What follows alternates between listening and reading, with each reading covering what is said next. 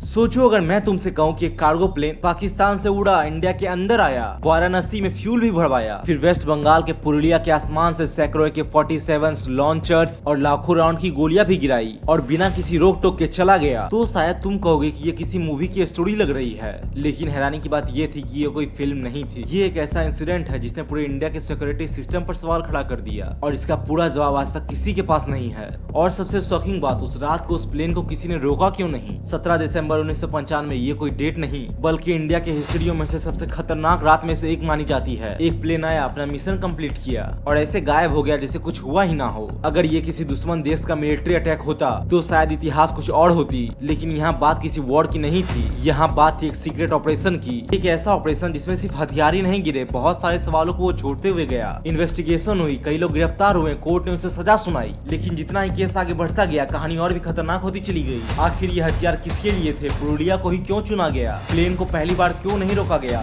और जिस आदमी को इस कहानी का मास्टरमाइंड माना गया वो इंडिया से निकलकर डेनमार्क कैसे चला गया। आज भी जब पुरुलिया आर्म्स ड्रॉप का केस आता है तो लोगों के मन में सवाल बढ़ते ही जाते हैं, क्या ये सिर्फ सिक्योरिटी की चूक थी या कहानी के पीछे कोई और भी था। इस कहानी का हर एक चैप्टर एक नया राज खोलता है। जैसे जैसे हम आगे बढ़ेंगे वैसे वैसे तुम्हें भी लगेगा कि शायद इस केस का सबसे बड़ा मिस्ट्री आसमान से गिरने वाली वो बंदूक नहीं थे, बल्कि वो लोग थे जो उसे गिराने से रोक सकते थे लेकिन वो नहीं रोके। तो चलिए शुरू करते हैं इंडिया का सबसे बड़ा कंट्रोवर्सी और मिस्टीरियस केस में से एक, पुरुलिया आर्म्स ड्रॉप केस, जो आपको जड़ से हिला कर रख देगा।